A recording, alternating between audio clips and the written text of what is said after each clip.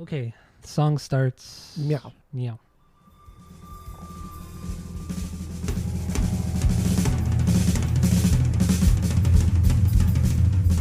Welcome back to Asinine Radio, a weekly podcast where we talk about music, and, well, that's pretty much it. So, let's go!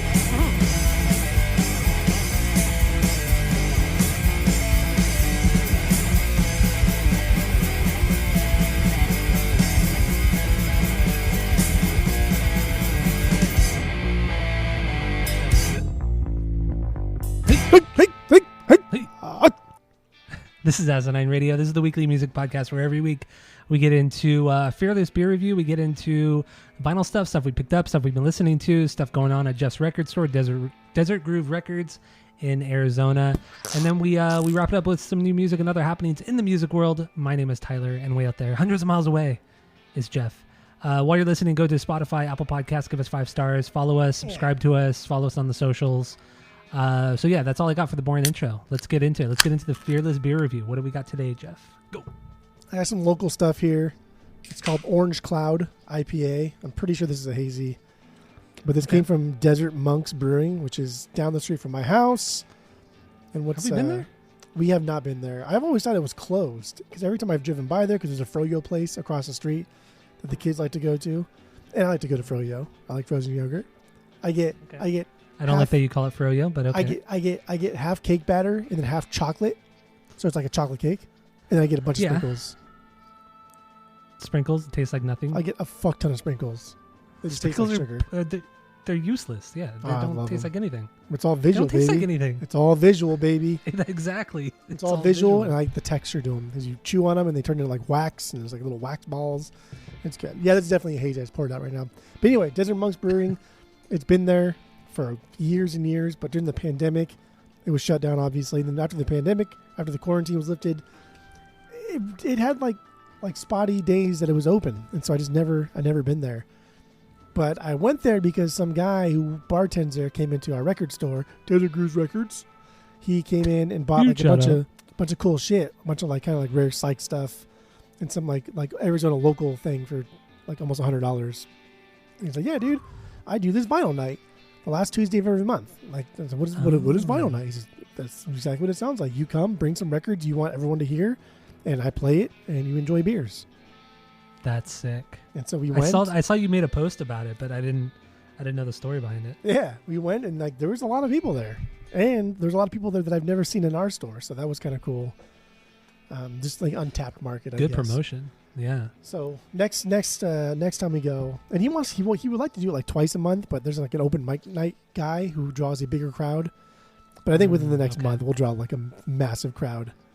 So nice. I think the next time we go, we're going to bring just like a box of like what we call $3 records, like kind of like beat up Zeppelins and common stuff. Yeah. And there's a giveaway for free. Just have like a little box out there saying free, take one, and put a little flyer in there for our store. Oh, that's cool. That's a good idea. I was going to say, yeah, sell them, but that's another good way of promoting as well. Yeah. Yeah. But yeah, that's definitely hazy. Definitely a hazy. Okay. So mine is also a local brewery here in Orange County, Brewery X. Once again, got to bring Brewery X because they're always putting out new beers, and this is a new one. It's a West Coast IPA. This is celebrating their 4th anniversary as a brewery, and it's Ninja Turtles themed. It's called Tumble Time. Heroes in a Full Pint Tumble Time. West Coast IPA. Pint. It's pretty cool, and so it has the turtles looking out of a manhole cover. But their heads aren't turtle heads; they're hop heads, with like the bandana over the eyes and everything. It's pretty cool. I'll send it to you. I'll send it to you on our WhatsApp. But no, it's really cool. So 7% Brewery X. They usually always put good shit out. So you ready to try this shit out? Yeah, let's do it. Here we go. Yeah. Ooh, okay. What do you think of yours? It's good. It's good. Very, very, very hazy tasting. It almost tastes like, I don't know what the right word for it, but like everybody just says that it tastes dank. I get a little bit of that there. A little bit of dankness. I don't know if that's supposed to be there. I don't read any of the dank in the descriptors of anything. It's called Orange Cloud IPA. I don't know if I said that already. Actually, no, you didn't say the name of it. Yeah, it's a crowler. So you got a crowler of it? Actually, no, it's not a crowler. But I think they did it there. It's just it's a 16-ounce can. Okay. I don't know, dude. It's fine. It's good. It's solid. All right. Well, we have our world famous 3-point rating system where 3 is a perfect beer, 2 is a good beer you're going to continue to drink, 1 is a bad beer but give it a shot, and 0 is a drain pour. So what would you give this hazy?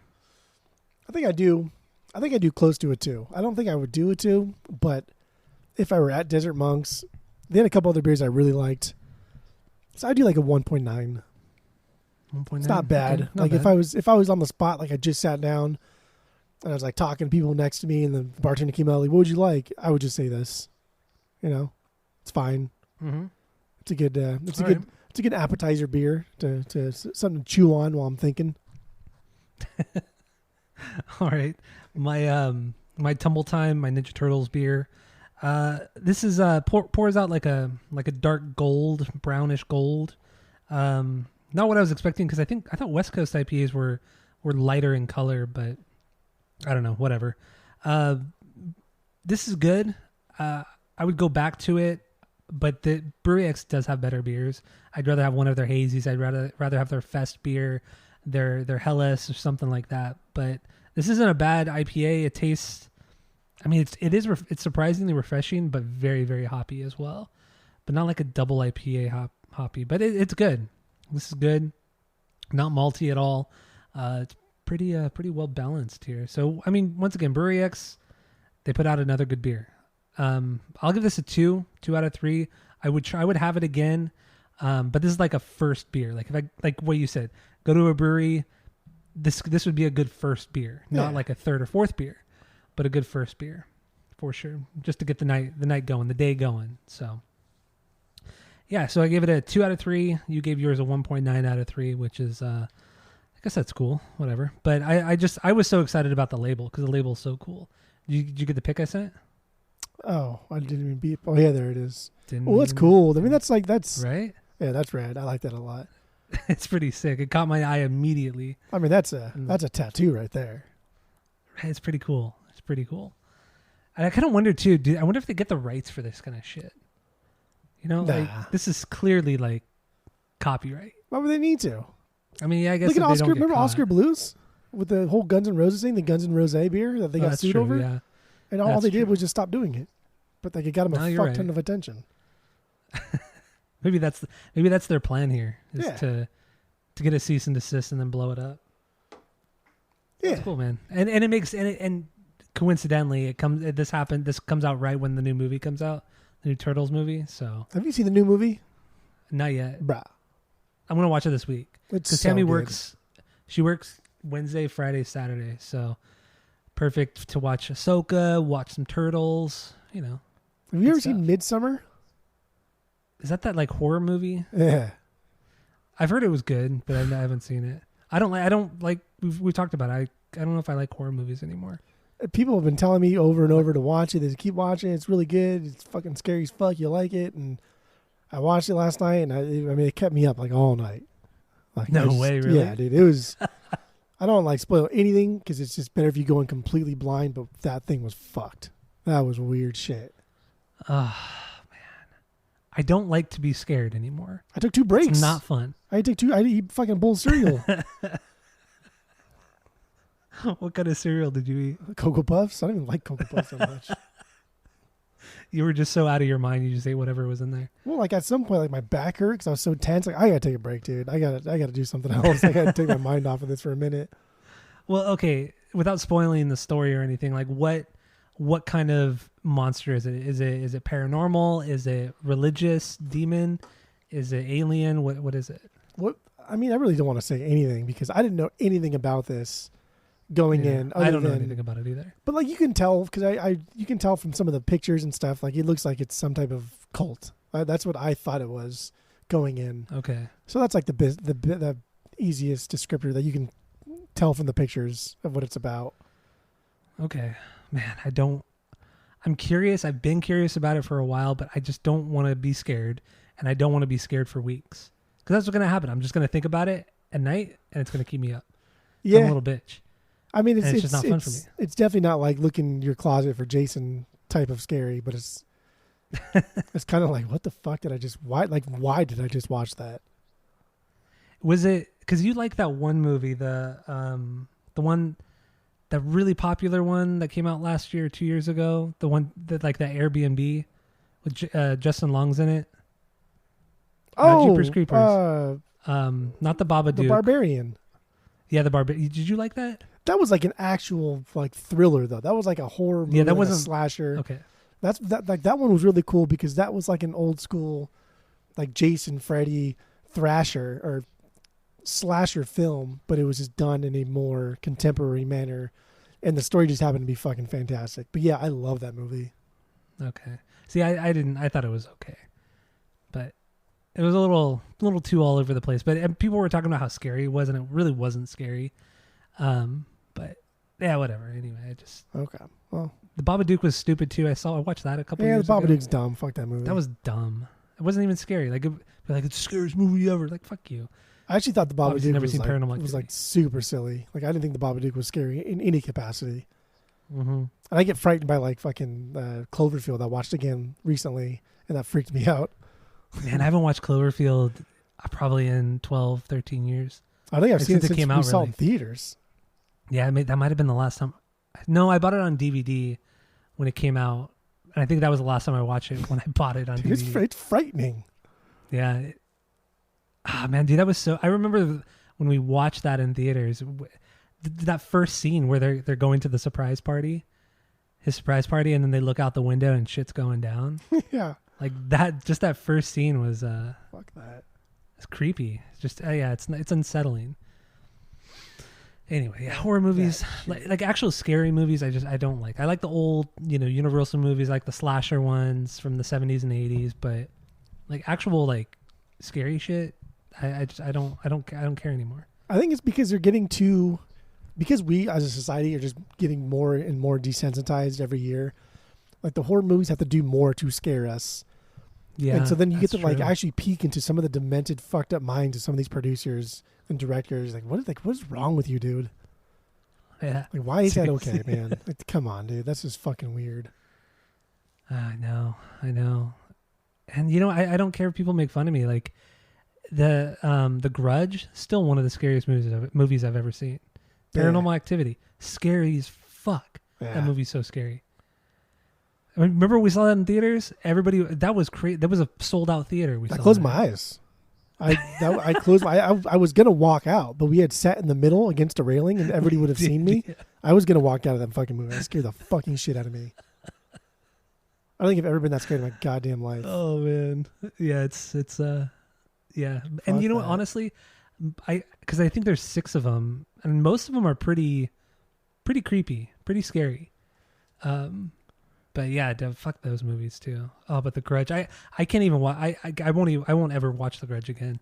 Like even that movie still scares me today. Just thinking about it right now gives me chills. That movie is one of the scariest movies I've ever seen. There was there's a movie that is on like a list of scary movies because it's based on like the true story of some girl that gets kidnapped, chained in a basement, and who's like repeatedly raped and tortured until like they kill her. And it's like, why the fuck would you make that movie? Why the fuck would I want to watch that movie? You know what I mean? Like come on, man. Like, that's that, not, and just sometimes like scary. The gore, that's just fucked up. And sometimes the gore porn stuff too. It's too much. It's just like, who cares? Like The Hills Have Eyes and shit. Like the idea is cool. It's interesting, but it's just like to have the gore just to be there, just to have it there. I think it's lame. So like the gore porn stuff, like what is it? What is it? Hostel? Yeah, the Robert Rodriguez one, like Saw and all that stuff. I don't think Hostel was. No, it was who was that? Eli Roth. Was Robert Rodriguez? Oh, Eli Roth. You're right. Yeah. Yeah, I don't care for that. I mean, those movies are fine. The Saw movies are actually good. Those were the first movie was fucking fantastic. Yeah, the first one. The second one was really good too. Like when she falls into the pit of needles. That's like the main thing that I'd still close my eyes on. I just she has them like sticking all over her body, sticking out of her body and shit. Oh. Yeah, that part's gnarly. And she's wearing that, or the other one's wearing the head mask thing. Yeah. It's gonna like rip her face apart. Fucking gnarly. It's the same shit though, like with fucking not CSI specifically, but like some of those murder shows. Like I don't want to fucking watch that shit, dude. I know, right? Like I'm not trying to be like blind to the fact that there's evil in this world, but like I don't know, Renee watches that shit when we go to bed. Like I'm not going to bed listening to like how this dad like brutally murdered and raped all his fucking family and cut their heads off and like put them in the freezer. Like nah, I will have nightmares. I get it. Yeah, going to bed like after a heavy movie like that, no. Dude, I don't even have like nightmares anymore. I have like vivid nightmares where I think things are in the house, in my room. Like I'm talking to things, and then I have to like turn the lights on, and then I have to like make sure my house is clear. I check all the doors, the windows. Like it's a fucking process, man. And then it takes me like an hour and a half to get back to bed. Like no, I'm not down. You had mono. You had mono like 15 years ago. I've never slept the same since I had mono. Since that owl incident, dude, the owl was. There was the owl in the car incident when I thought somebody was stealing my dad's car, and I was just fucking convinced, and I was freaking out. I was like so fucking scared. Yeah. I remember. Woke him up. That was the only time I like actually touched him while he was sleeping to wake him up. Usually I would just like say his name. Well, I would say dad, but I like shook him like wake up! Someone's stealing the car. And they bolted out there and opened that garage. Man, I remember like just how I felt when he opened that garage and it was closed. Nobody was in there. And I was like, wow, maybe something's wrong with me. He had this crazy fucking sickness. Well, tell the story about the owl. That's a fucking weird one too. The owl was like, this was like at the height of when I was like sick and just my dreams were just weird. And I legit thought there was an owl in my room. And so like I was being really sneaky. And I remember the blanket that I used. I remember how I did it. But I like threw a blanket over the owl, which was just sitting, what I thought was sitting in the middle of my room on the carpet. And then as it was there, like I jumped on top of it. And I was trying to like hit it and bang on it. And then like, as you know, I'm like closing my eyes and like protecting my face and putting my chin down, like getting really scared. And after probably like a solid like 15 seconds of doing this, it just immediately like dawned on me that there's nothing there. But I swear, dude, man. I fucking swear there was an owl there. Like I would have bet my life. I would have bet money. I would have bet anything that owl was there. But you ask Renee, dude, even now, like sometimes like I don't like talk in my sleep. Like I yell, dude. Like one of the funniest things she makes fun of me for, but I guess like I had a dream I was doing something, like somebody was chasing me, and I just like you can never run away fast enough. Yeah, that's true. Oh my god! But like I remember even waking myself up to like this is how I did it. I went, ah! Like really fucking loud, just like that. That's what I did. Oh god, dude, I'm fine. Oh, yeah, not a fan, man. So yeah, that's I watch crazy a lot of cartoons. that you still have shit like that happen. You really think it's from the mono from that long ago? I think so, because like the mono thing, I mean like you get pretty sick. I don't know how other people experience mono, but then like I couldn't sleep like at all. Like I would sleep for like I think I slept like 20 hours a day, like 3 days in a row. And then when I was like kind of coming off of the mono thing, I didn't sleep for almost like 2 days. And so then shit. I think I got to take, I don't know if I think it was like over the counter sleeping pills or something. So I couldn't go to sleep. And then ever since then, like I've had these really wild dreams. Fuck. It's wild, man. I don't know. Nuts. Yeah, it's just not fun. So like horror movies and shit, this is not fun. Nah. And I really just don't like watching murder shows and crime shows. It just, I mean, it's interesting to see like how people get away with things, I guess. It's just, I don't want to see that shit, man. And it's the same thing. Like, you know what's going to happen. The person's going to get caught. They're going to get caught the same way. They're going to make one stupid little mistake and get caught. It's like the same narrative every fucking episode. It's just how they kill them is a little bit different than the last. Renee watched this, she still watches, but I said, no, dude, do you not fucking turn that on when I'm in here? She watches this show about murderers that kill people for no fucking reason. And then, like, I get really interested. So, like, if I'm laying in bed, I listen to it, and I'm listening to the dialogue, listening to the things, and then, like, fuck, I might as well just finish the episode, you know? I'm curious. I can't sleep. So there's one, like, this kid, like, murdered his best friend's mom, his best friend's dad, his best friend's little sister. And, like, this kid had no, like, prior problems in school, which is fucking completely normal. And they asked him, like, why he did it. And he's like, I don't know. I just felt like it. He's like, but like, don't you like? He's I miss my buddy. If I don't know. I just want to see if I could. And say, wow, dude, that's just evil. Straight up evil. Fuck, man. That's no origin story. Good that's Lord. That's a good villain. That's a good villain right there. Yeah, it's a good villain until it happens, and you're like creeped out to shit by it. Ooh. Oh man! All right, let's move on. I'm already getting scared. I know. I don't like. I that's why I want to move on. I don't want to talk about it because I'm gonna keep thinking of shit. Yeah. All right. What do we got next? We got vinyl stuff. So stuff we've been listening to, stuff we've wanted to bring to the pod because we didn't listen to anything new, and then we'll get into some stuff at your record store too. So what do you got?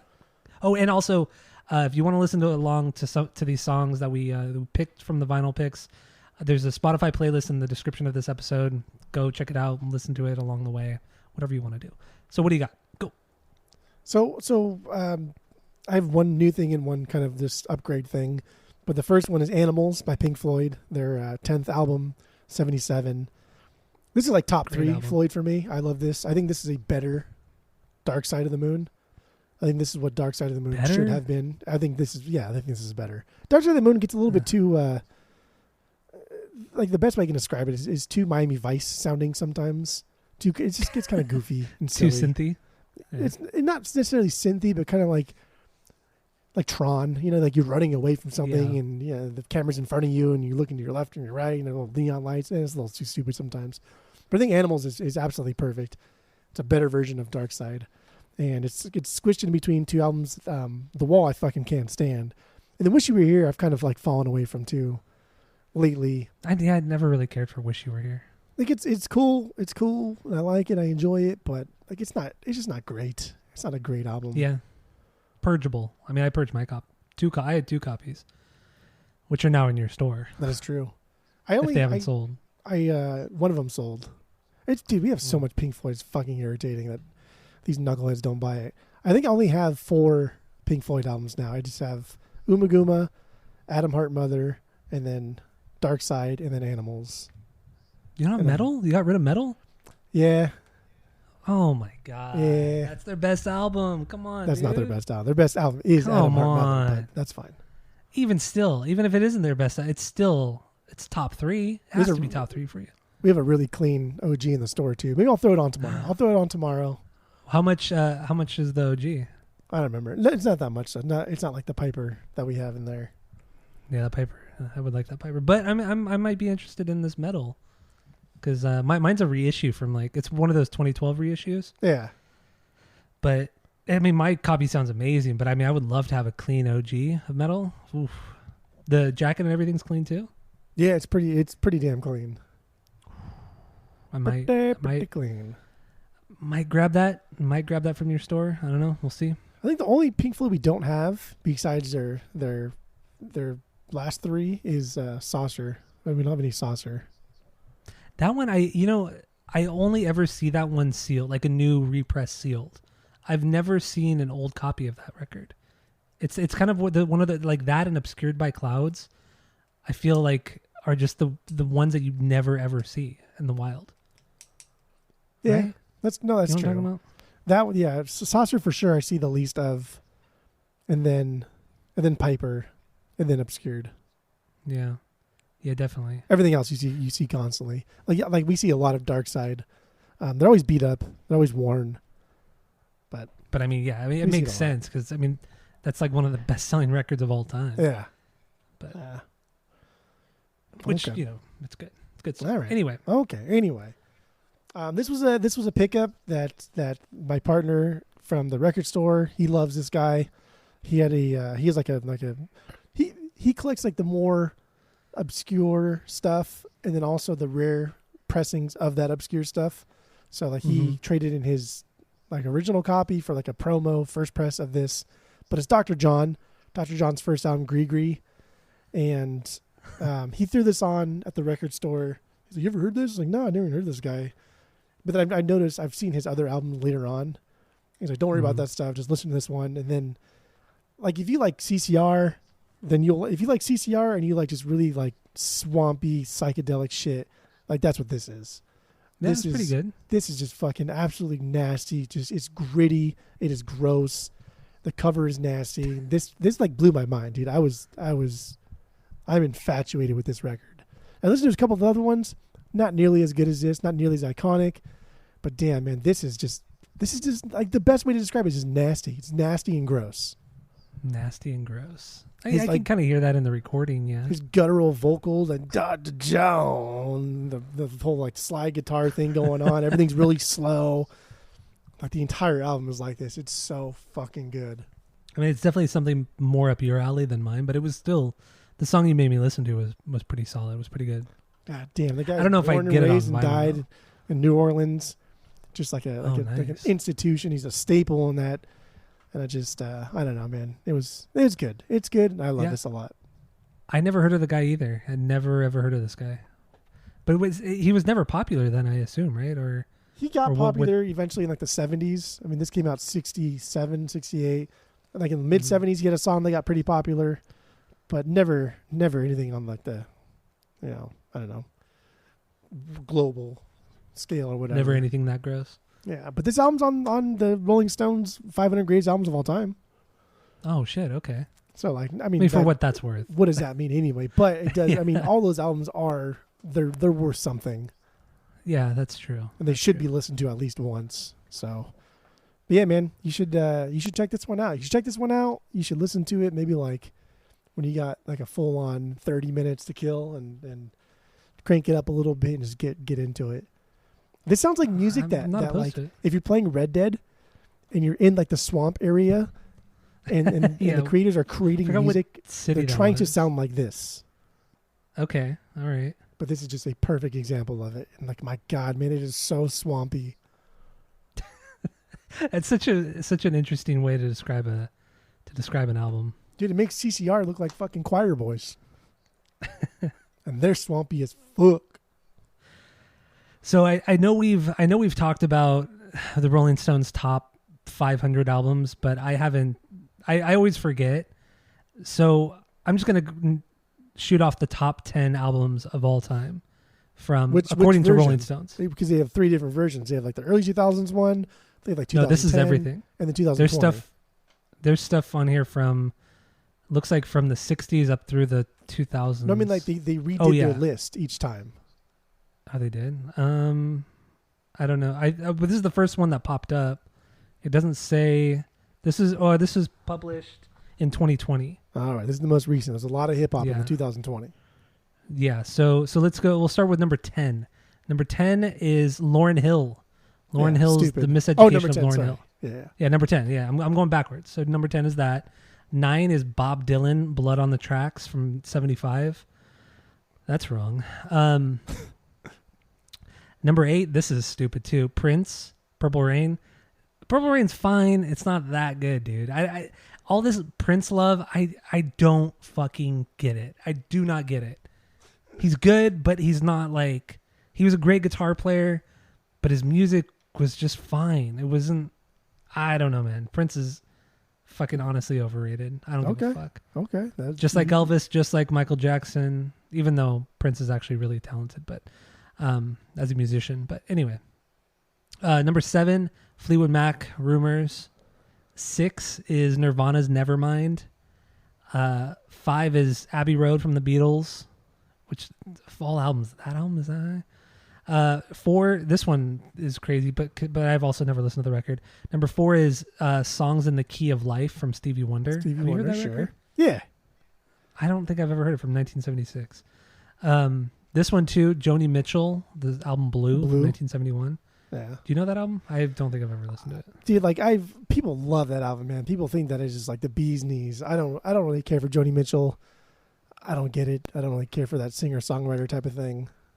Yeah. But I don't. Yeah, it's not. But I get it.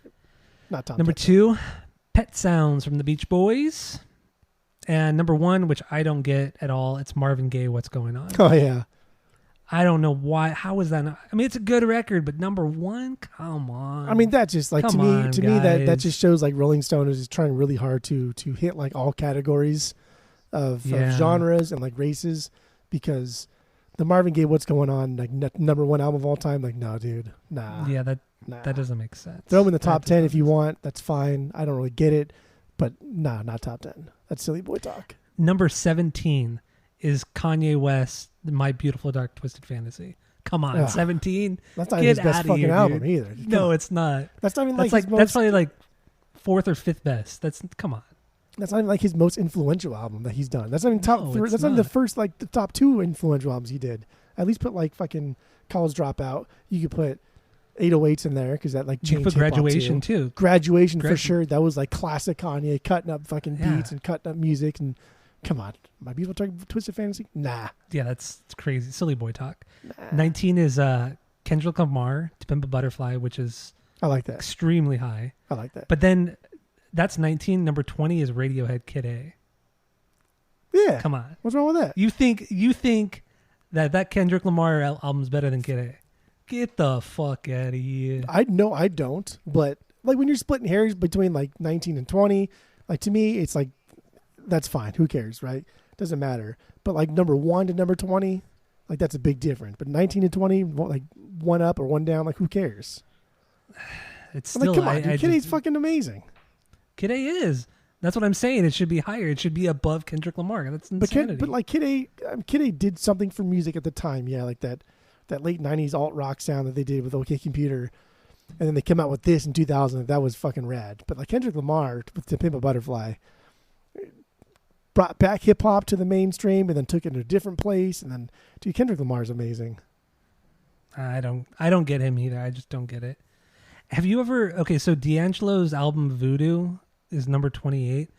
I've never listened to any of his records. Have you? No. Like that 90s R&B never interested me. Not to say it's bad by any means, but... I just don't care. I'd never really been into 90s R&B. I don't even like Bone Thugs. And people get mad at me for that. Yeah. I can't stand Bone Thugs and Harmony. I get it. Dude, Beyonce's Lemonade record is 32. Ugh. Come on. It's 30. See, that's not even her best record. That's fucking pandering. On. Yeah, that's lame. You know, another artist that I think is just so overrated too is Amy Winehouse. Like, she had a great voice and all, but dude, her songs weren't that good. But I think like with her, I get it because like it was very kind of like 60s bubblegum, like girl group thing. And she kind of brought that back. But then she also like really, really loved hip hop. And so her lyrics were kind of like a blend of the two things. I don't really, again, the singer-songwriter thing, I don't really care for her, but I get why people latched onto her. I get why people do liked her a lot. Oh, I suppose. And the highest ranking Outkast record is number 49, and it's Aquemini. Come on. That's fine. That's fine. But higher than Stankonia? Come on. Yeah. Higher than AT-Aliens too? Aquemini is great.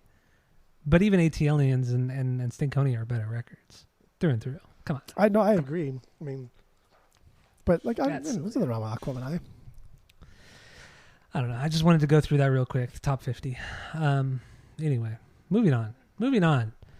Do we have anything else? You have anything else for the vinyls? No, that's it. That's all. All right. So I got a couple things here. Nothing new. Just wanted to bring to the pod Pink Floyd. You know, you brought it up too. Listen to Piper and the first record, the only one that Syd Barrett wrote most of the songs for. And dude, it's a fucking killer psych pop record. I mean, you talk a lot of shit on it and you have a lot of negative things to say about it. I do. But it's still fucking solid. Like, in the context of Pink Floyd, yeah, I get it. It's not one of their best, not top 3. But it's still fucking great. Especially for that era. Dude, it's just like a perfect record for that genre. I don't know why. I don't understand your hate for it at all. It's just not that great. It's just really not. There's so much filler. There's so much downtime that doesn't mean anything other than let's just make it downtime, just to have fucking downtime. To build the tension, baby. It doesn't build tension though. It doesn't go anywhere. It doesn't do anything. Not that it has to go anywhere or do anything, but there's just nothing there. It's just, I think it's flat. I think it's boring. I think the songs are pretentious but not good. So it's just like you're a bunch of like poor songwriters being pretentious. There are good parts there, but overall, like, nah. I'll take the first 3 Funkadelics over Piper all day long. Oh, that's all so day stupid. long. Maggot Brain's like the thing I've been searching for, like an OG copy of Maggot Brain. That's like high on my list of things that I really, really want. All day, I'll take that over fucking Pink Floyd. Yeah, maybe Pink Floyd is kind of like in the pioneer of psychedelic funk and psychedelic rock and psychedelic pop, but like, nah, dude, this is not very good. It's better than Maggot Brain. Come on. No, easy there, Tiger. I mean, Maggot Brain is a great record. Tiger. It's a great fucking record. It is not better than Maggot Brain. It's better for sure. But yeah, Piper, it's a really unique record within their discography. If nobody's ever heard it, it's definitely not the proggy, drawn out songs or anything like that. They're more pop based. Yes, there are sections of the album that are just kind of noise and just kind of I guess you can call them interludes almost. But it's not even like art rock. It's not even like Velvet Underground or like good art rock. It's just fucking annoying. It's just dumb. Just stupid. And just the history of early Pink Floyd too, and Syd Barrett's decline is just, it's devastating. It's terrible. But I mean, it's interesting for sure. I mean, all the drugs and his mental decline. But yeah, go check out Piper. If nobody's ever heard that record, that first Pink Floyd record, it's definitely different, but it's solid stuff. And then the other thing comes from Black Sabbath, Volume 4. 51 years ago today, that album came out. 51 years ago. That's insane. And all 4 dudes are still alive. I know, that's fucking nuts. Who played on this record? It's always like crazy to me how much fucking drugs and how much shit they've done in their life.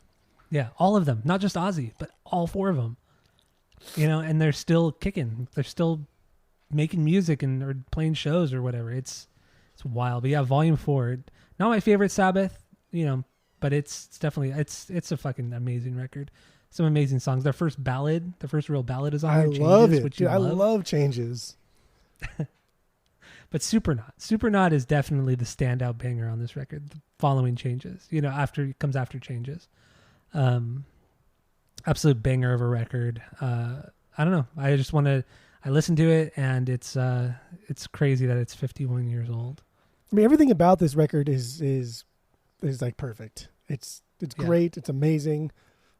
I do like Changes a lot. I think it's a fantastic ballad because I don't know, they really lean into it. They really lean into it and they don't kind of like, they don't get really, really goofy with it. There's not a whole lot of like verb or like drippiness to it. It's just kind of like a straightforward ballad. Yeah. I like that. Is this top 3 for you? And no, top 3, no. This is top 3 for me. I would say Sabbath, Master of Reality, and then Volume 4. That's my top 3 right there. Wow. Fucking banger. Paranoid's good. You probably love Paranoid because you're a little cuck, but what is like Paranoid? I know. I do love Paranoid. What? But like, how is that even a thing? You don't like Paranoid? That's crazy. I love Paranoid, but it's definitely not their best. Definitely not their best. No, it goes Master Reality. That's their best, obviously. Oh, Sabbath, Paranoid, and then Volume 4. Easy. Okay, all right. What about Technical Ecstasy? No. That's their worst. That is the Ozzy era's worst album. Easy. All right. Volume 4 from Black Sabbath. I love listening to these records sometimes and just kind of imagining being in the recording studio with them, like how different of a time it was. The early 1970s. They're all coked out of their minds in a fucking studio, laying down these fucking amazing tracks. God, it must have been so cool.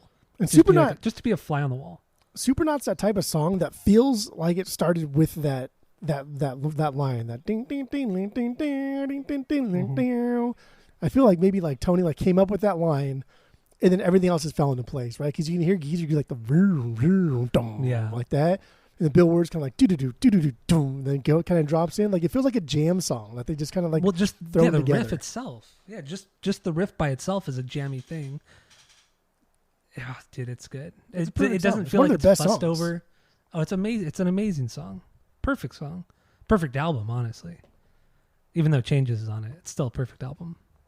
Dude, I don't know why you hate Changes so much. You're a ballad man. You love ballads.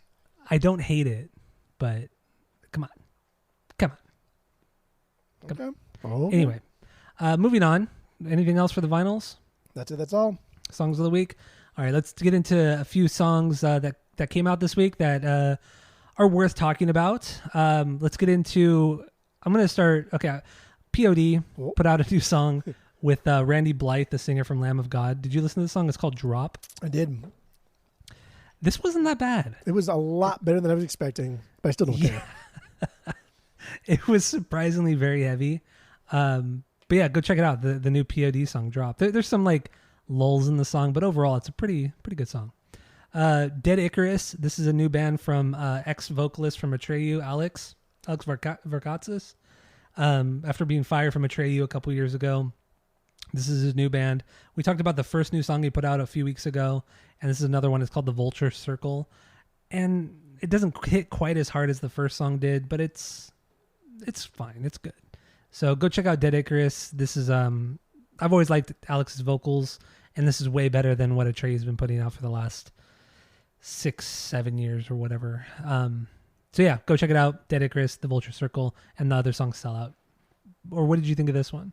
It was fine. I actually liked the first one that came out. I thought it was fun. I thought it kind of took that new way that metalcore is going, that like kind of more electronic based thing. It was fine. This was dumb though. I didn't like this song at all. Not at all.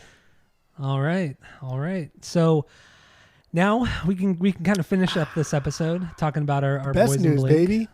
Yeah, 2 new songs, One More Time and The More You Know. Wait, is that it? One more time. That's the song, right? The More You Know? The More You Know? The More You Know. No? Wait, what's the name of the other song? One More Time and... Oh my God. Yeah, it's The More You Know. No. More Than You Know. More Than You Know. Okay. I had a total brain fart. Would you say More Than You Know? The More You Know. Yeah. The More You Know. It was the same thing. You just mixed up like one letter. Who cares? Fuck it. More Than You Know. More Than You Know. There we go. More Both Than You Know. Bangers. So, they're both great. Friend of the pod, Skip. I know he's a fussy little boy. So fucking fussy. Oh, so fussy about the One More Time song. It's like this acoustic ballad. Yes, the lyrics are extremely cheesy, but they pull at the heartstrings. The video, I like the video. It's kind of cheesy too, but I do like it, and it does look kind of cheap at moments. But it's a nice throwback. But yeah, the song. It's honest. The song is, above all else, it's fucking honest. And if they're about to drop a new album with Tom and not address all of these problems that we've been like bantering over and arguing over for the past like decade, if they put out an album that did not address these, then we'd be like, "Where's the fucking song that didn't talk about this?" Like this is the exact thing that they needed. It's straightforward. You know what they're saying. It's clear cut. It's a little cheesy, but there's no other way you can do it that's not going to be cheesy, except for like making fun of each other. But that's stupid. We know they can do that. They can do it anyway. I don't like that guitar, the guitar part though. Who cares, dude? This is a fucking pop band now, man. Okay, so I was listening to Tom's solo record yesterday, and the Invisible Parade song, had the guitar been something similar to that with the strumming pattern and everything, would have made this song 100 times better. Just saying that right now. You know, it would have made it so much better if the strumming was different. If it wasn't so kind of stale, I guess, sounding. It's a pop song. This is a pop song. It's produced like a pop song. And this band is a pop band. They just happen to be pioneers. I'm dying of the pop punk genre, so it's fine. It's a pop song. But goddamn, when Tom and Mark start harmonizing with each other in that chorus, it's so good about it. It's like, so fucking good. Man, I don't know. Fussy boy over there. Fussy boy fussy Skip. Girls. Man, this gets me going. This gets me going. I'll tell you that much right now. We know nothing about it. This gets me going. It does. I mean, hearing Tom's voice hit that first time in the song. I mean, yeah, you could hear like the filters and probably a little bit of auto-tune and shit, but I don't give a fuck. It sounds fucking good. It's a killer song. Yeah, it's amazing. You know, Travis Barker has some lead vocals on here too. Pretty cheesy. It kind of sounds like his son. Have you ever heard his son Landon's band? Yeah, or music. Well, I think I've heard like one clip of one song. Yeah, I mean they sound similar, but it's not like it's not like they're straining their voices when they sing. But yeah, no, it's kind of cool. You know, Travis singing a little bit. I would have liked it better though had there not been the brushes in it. If it was just the acoustic guitar, maybe some like bass, you know, drawn out notes, whatever. Or chords maybe on the bass, but the brushes it was like they were trying a little too hard to be like I Miss You, throw it back there. Even in the video, like when he starts playing the brushes, it switches to the I Miss You video background, and it's like, come on, dude, it's too on the nose. It's too cheesy. You have to admit, come on. No, the video's terrible. I fucking hate the video. It's awful. It's god awful. It's absolute trash. It looks cheap. I wish they would have went with. I wish like the video. I wish they would have went with something like All the Small Things, just something so fucking goofy, making fun of themselves. And when they're talking about these certain things, I wish they'd made fun of themselves doing it. But then like the little plane crash thing would have been weird. So yeah, that's true. But I don't know. I like the song a lot. I think it's a fantastic pop song. I think it's exactly what they should have done because it's what we expect them to do, and we want them to do, and it's good. And goddamn, it's so nice hearing Mark sing in a register that suits his voice well. Like singing in the lower register has always been his strong point as a vocalist, and he does it on this song. He does it on the other song, More Than You Know, as well.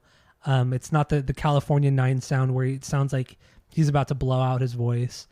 Goddamn it, do that more. Sing in the lower register. It works so well on Self Unentitled. It works so well on Neighborhoods and on Dogs EP.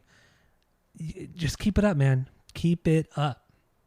Love the lower register, Mark. It's good. And one thing I want to talk about the song too, or talk about with the song is it reminds me like it's almost like the spiritual successor to No It Isn't from Plus 44s.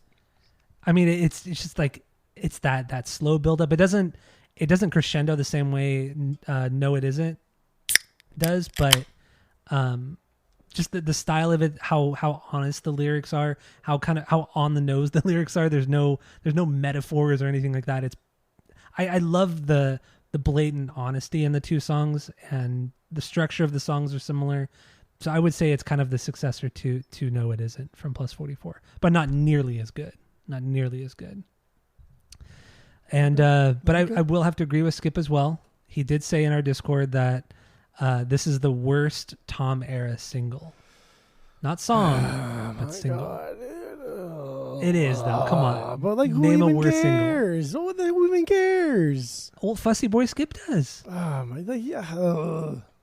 even cares? Fussy boy Skip Why is does. that even like a ranking tier or something?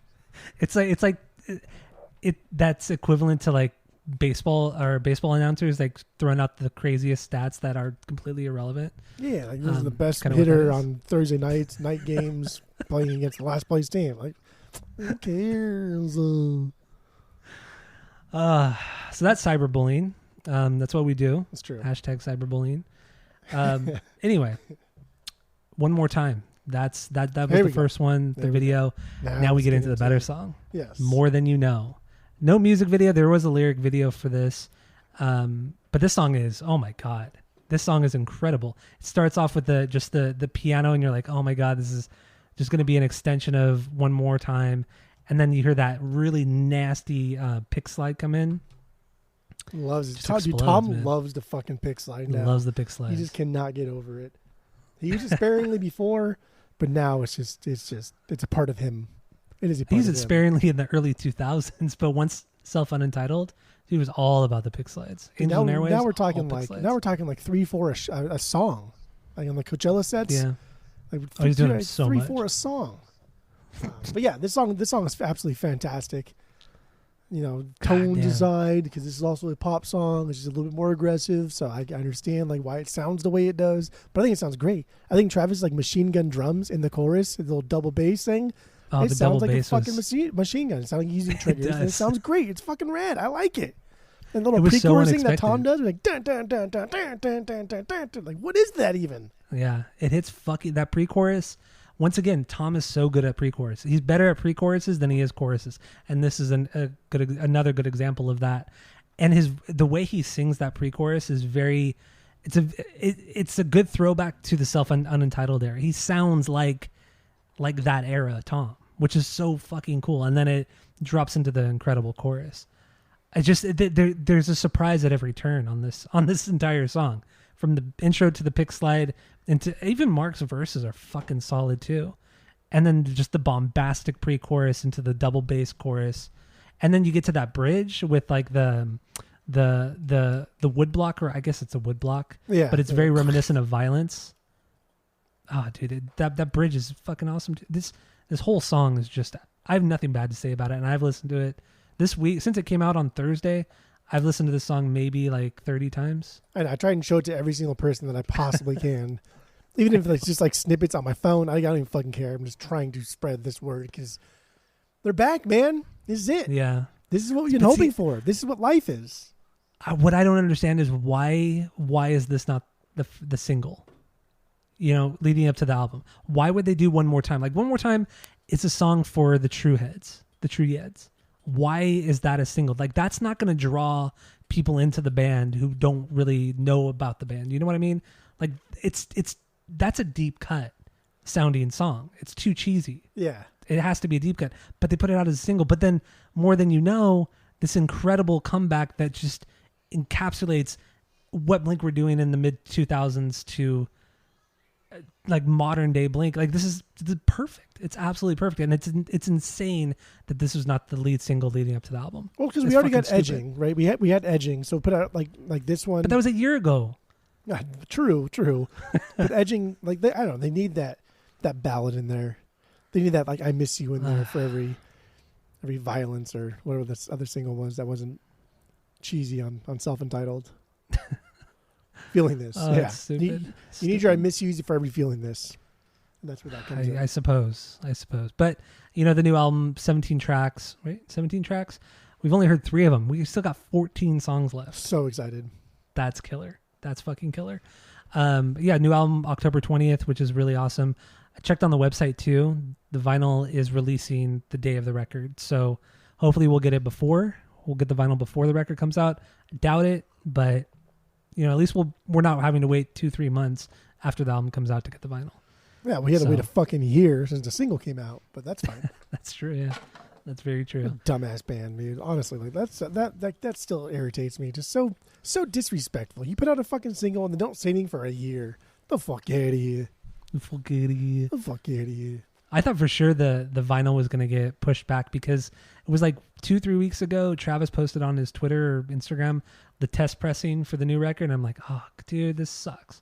Now, you know, if they're only at the test pressing stage, this shit's going to take months to press. But no, it says that, you know, getting it by October 20th in less than a month. Not for a band like this. For any normal mogul, yes, it would have been pushed back for the test pressing, but not for these guys. Not and for these boys. Have you seen the marketing for this album? How much money is being put into the advertising? Yeah. Dude, there's fucking billboards in Times Square. Dude, I'm getting advertisements on my PS5. When I turn my PS5 on and you go to like the media section where you can go to like your apps like Netflix and shit, there's like a scrolling bar that shows like, you know, new TV shows or movies from all the various apps. And this Blink album, a picture of the band shows up and it says like new album out October 20th. And dude, I'm seeing their ads everywhere. Good. Let's get back to like the old school days of like promoting albums and then these big billboards and larger than life things rather than just Instagram ads and other bullshit things online. Let's get more physical advertisement. Yeah, it seems like a lot of money's going into the marketing of this band, but whatever.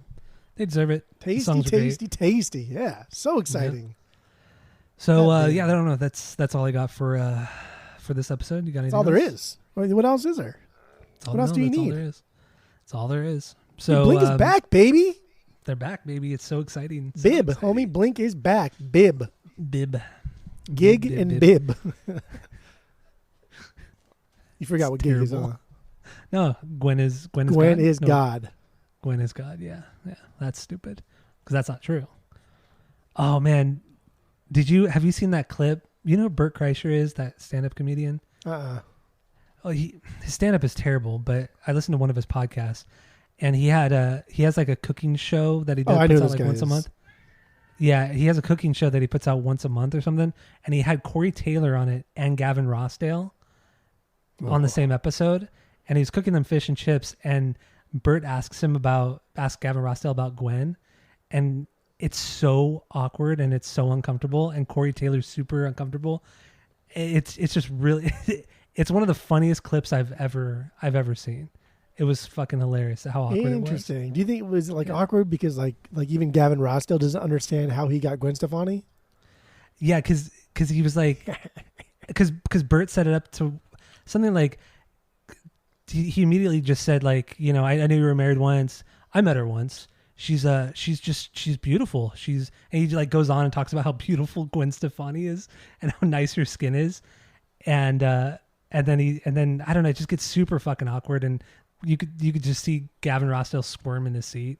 Dude, it's so fucking funny though. It's a great clip. Everybody go check it out. It's hilarious. But, okay.